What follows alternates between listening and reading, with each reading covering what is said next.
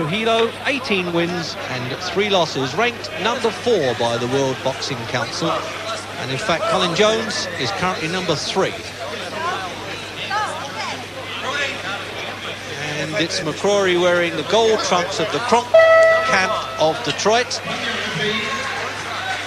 there's some talk backstage that McCrory, in fact, is having trouble to get down now to the welterweight limit. He's come right on the button at 10 stone 7, just a half a pound heavier than the Panamanian. But he's been on a special diet, they say, and he's really having no trouble doing it. But there is talk he'll go up to the light middleweight division. And the champion of the World Boxing Association at this weight is Don Curry. They might try and get those together then. McCrory and Curry for the unification of the World Championship, and about time. Very thick in his punches well at the start then, McCrory. Good height and reach advantage, the champion. Trujillo been beaten 3 times, so he can't be all that good. I think he might be a bit flattered by the number 4 rating. The WWC tends to lean a bit for the South Americans in the annual ratings. So just a searching start then. Watch, keeps his hands high, the champion, and then he punches down with the right hand. Difficult to stop because of his height and the arc of the punch. But in fact, he had Colin Jones on the deck in the first round with a left-hand uppercut. It was the first time that Jones had been knocked down. It was the sharpness of the punch rather than the power, I suspect. So we'll find out now whether Trujillo's game enough. They tried that right-hand for size there.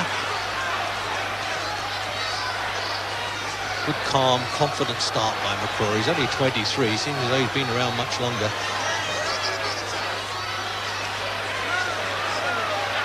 He leans in and gets a lot of length with punches. Oh, he missed that one though. The left hand tries to set the Panamanian up a bit.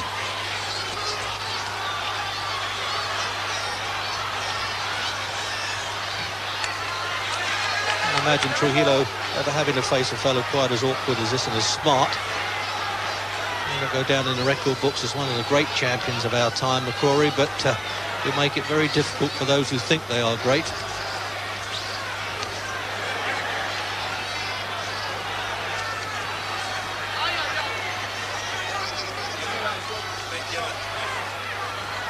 So the little Panamanian now got to try and bustle his way in. It's hardly a Roberto Duran, or in fact a Pedroza, but he looks a tough enough little nut.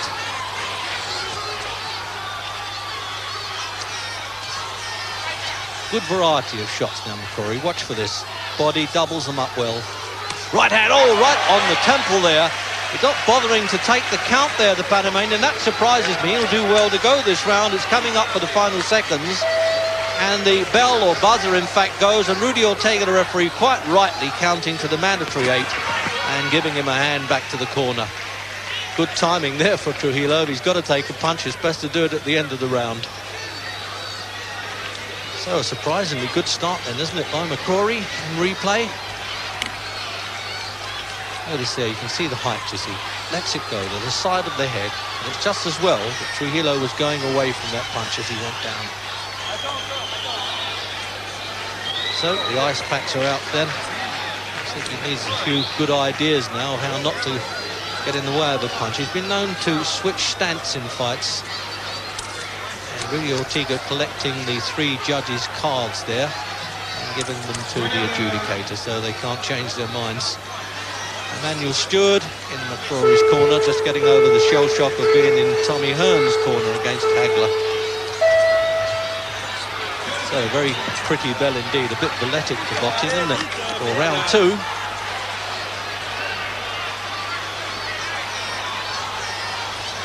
So now that the champion then has tried that chin for size, he's going to let a few punches go in this round, I should think. Yes, he's trying it again.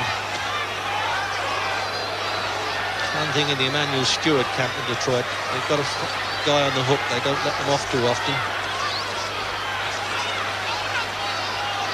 Panamanian, though, trying to bundle back in again and hoping he can take a bit of the play away from McCrory. When you see this boxing ability, you realise how well Colin Jones did to get a 12 rounds draw and very disputed and then a split decision where he lost the championship. It was actually for the vacant title, and McCrory won it. So we're hoping now for a third time up with Jones and McCrory if he gets by this one, and it certainly looks big odds. Now that was a stumble. No, I don't think the referee. No, Rudy Ortega's not taking up the count there. Quite right. He's a good referee. I call him the American Harry Gibbs.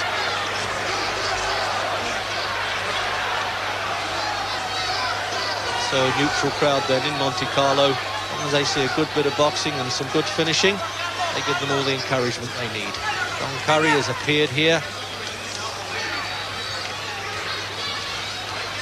Well, he's not trying to set Trujillo up with the left-hand jab first. He's just letting all the punches go. McCrory. He wasn't quite as active as this against Colin Jones in 24 rounds, but I don't blame him really, because he knew Jones could bang.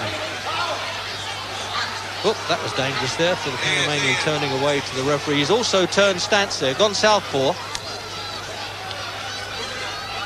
Well, we'll see if that'll do him any good. It might run him into trouble, I suspect, especially against a right-hand counter-puncher, which is reckoned to be the best counters for southpaws. Surprised that he's done that.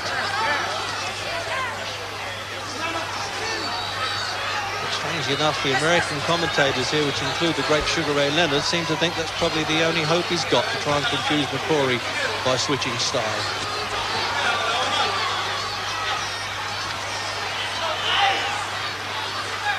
Very patient, isn't he, the champion? That's what it's all about, taking the time, feeling relaxed. And just showing a bit of boxing skill that the crowd enjoy too. Knows how to get away from a punch. As I said, he's probably not the greatest of welterweight champions, but he's going to take a lot of dethroning if he can stay strong at the weight. Oh, he's picking the word now. He's showing off a bit. It's all very well for the Panamanian to shake his head. That hurt. I don't often see McCrory dropping hands. I'll probably be rebuked if he gets back to the corner there. I don't think Stewart likes that. I haven't heard the bell. There's a couple of punches just exchanged at the end there. It's hardly a bell anyway. Sounds a bit more like the Avon lady. So Ortega there quite rightly reminding McCrory not to throw an after-time punch. They're not getting paid for that. And I think by the directions there of Stewart, he wants the left hand going. Ortega just checking on Trujillo. He knew he was a little bit stunned and making sure he's okay.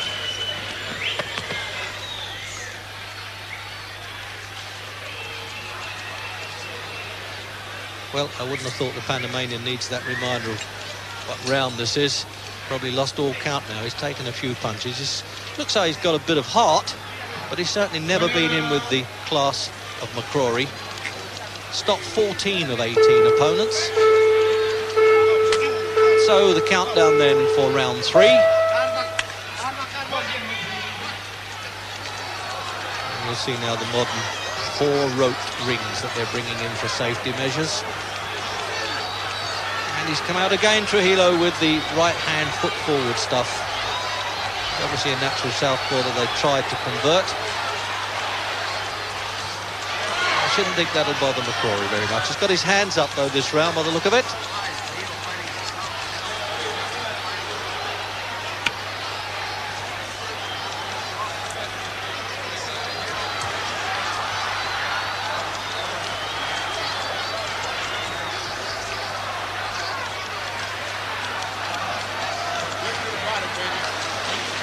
Instructions there from the corner, throw them to the body, because he just missed the head a couple of times with those wild punches. A little bit of defensive skill there by Trujillo nonetheless. He's a bit mobile, he needs to be. Now he really is trying to show off now, McCrory, that I'm the champ and I'll pick the punches I want, and it looks like he can too. It's over 6 foot, you know, it's a lot for a welterweight. And you think they're heavyweight champions who have been shorter, including the great Rocky Marciano. Oh, he's almost showing the punch and unleashing it and connecting. He's got that right hand really ready to fire all the time.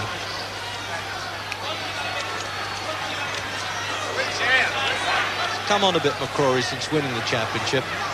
Didn't look too good against Pedro Vieira at disappointing him in Paris last March, and then Biella was easily beaten by Sylvester Mitty in London.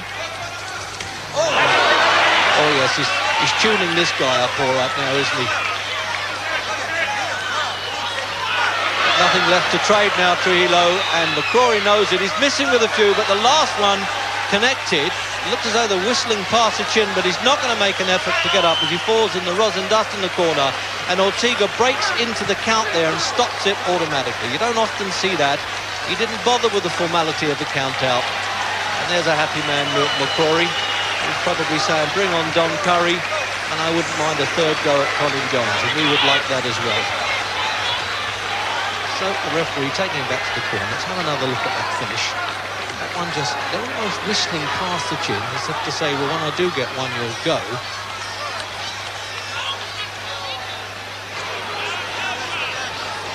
So then he moves in again now. They're missing a couple of them. He knows what's coming by the look of it.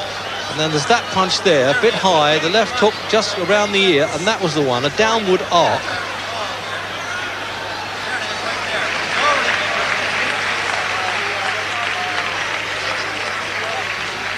So the formality of the winner. I'm sure the loser doesn't need to be reminded who's won and lost this one. So maybe we'll see this fella in Britain against Colin Jones.